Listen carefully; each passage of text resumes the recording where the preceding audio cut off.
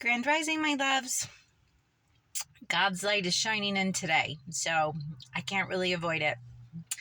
This is Dina here, No Fear, Just Flow, and today is an important day. It is the day that we get out and we have our voices heard.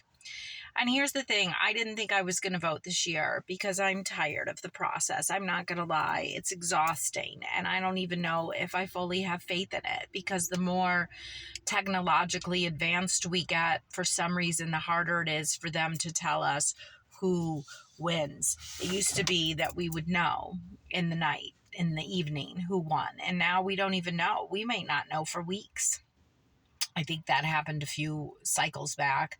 And so I went and I did my civic duty because I felt it was important. And I had a lot of people asking me to do so. And yet I wonder, why does it take so long for us to find out who won? Why, if we have all this early voting, why, if we have all this technology, does it take so long? And quite frankly, doesn't matter with our electoral college. I've been doing some research on that lately, and that has a dark history.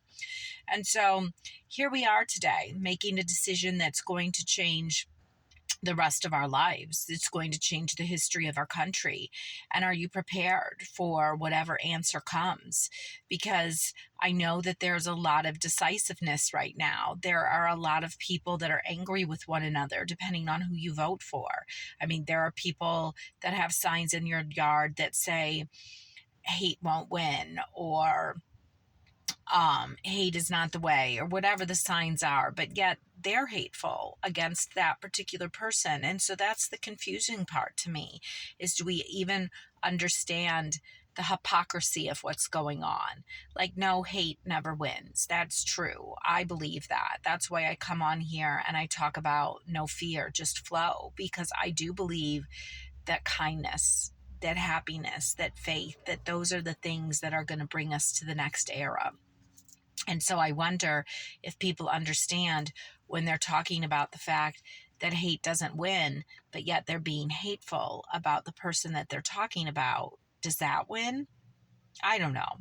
And listen, I understand. I get it. I do. And also, I got caught up in the hate and the rhetoric, and it made me sad. I lost some friends over that, and I don't ever want to lose people over a decision that they're making. Everybody has decisions as to why they vote the way that they do. And I think it's important to honor people's decisions, because we all have different lives. And that's what makes America, the world, such a great place to be, is that we can all have our own thought process. We all have the freedom to choose all different things. And so we have to also respect people's freedoms to do that, to make those choices. And so today, as the polls come and as we find out, I hope that you are ready to honor and respect whatever decision comes. I hope that we can move forward with love. I hope that we can move forward with faith. I hope that we know that God is going to do what he feels is best for this country and for this world, quite frankly, because our country does impact the world in a huge way. And I hope that we start to do better. I really do. I hope that we continue to have the conversations we've been having about the pharmaceutical companies, about the fact that the food industry is poisoning us. I hope that we continue to talk about women's rights, and not just around one certain issue, but just in general about all of our rights, about the rights of children and babies and the rights of everyone walking on this planet, and not just hot ticket, hot ticket things of the day, decisions of the day, not decisions, but topics of the day. That's what I'm trying to say, because I think we get focused on one or two things, and then it's really hard for us to focus on everything else. And let's remember that our children are watching, our children listen to what we say, and it's kind of what creates the next generation. Not kind of, it just is. And so we have to learn to be loving to each other again. God doesn't want us to be hateful. He doesn't.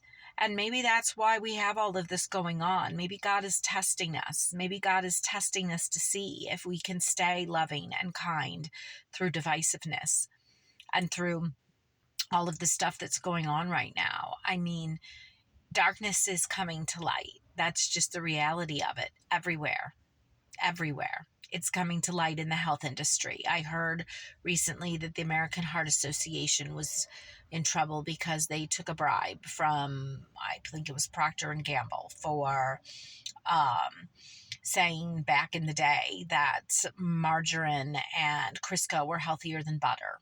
And so, like, if you think about that, like, that's just one lie, but compounded with how many other lies. And so let's look around and start holding people's feet to the fire. Let's start not worshiping these celebrities that are clearly doing evilness behind the scenes. Let's not be so blinded by materialism and fancy dresses and, all of that lavish lifestyle that we don't realize that these people have probably done some nefarious things to get those things. Let's stay prayed up. Let's love our neighbor. Let's honor one another. Let's be okay with the fact that we all have different lifestyles. We all have different decisions that we're making. Some people vote for human rights. Some people vote for business rights. Some people vote because it's just the way they've always voted. Some people have cognitive dissonance and can't see things any differently. That's just the reality of it. And so we have to love our neighbors. It's in the Bible. We have to love them as we love ourselves. And maybe that's the problem when it comes down to it, is maybe people have a hard time loving themselves. And so if you don't love yourself, how can you love anybody else? I know I spent years not truly loving myself. I spent years putting up with things that I would no longer tolerate. I have learned to love myself. I have learned to spend time alone. I have learned to embrace others' opinions and not be upset by them. I let everyone just be who they are, because that's, I think, what makes us such a beautiful collection of people, is that we all have our own experiences. And listen, take the time to listen. Don't be so busy that you're waiting to speak, that you're waiting to, have your own thought process come out. Take the time to really hear what other people are saying. Take the time to listen to other people's stories, and you might find that you have more in common than you think you do, no matter what decision you make today. And let's just love each other through this. Let's not let them tear us apart any more than they already have. No matter what happens today, God is watching, and He's got our back. So no fear, just flow. Like, it really just takes a second. Subscribe, share, comment. I love your comments. I do, especially the ones about God. Like, I'm just coming from atheism to pure love of God. Baptized on Friday, I will be, and I'm so excited to give my life to Jesus. Never thought I would say that, but I am, because Jesus is a cool dude. I mean, let's be honest. I've been watching The Chosen, and I'm just loving the things that this man did. We should all live more like Jesus. We really, truly should. And so that's what I'm saying. Today, as things unfold, let's remember to love each other through it. Let's remember that everyone's scared, and that's what brings darkness out. So let's not be fearful. Let's be filled with light. You are loved.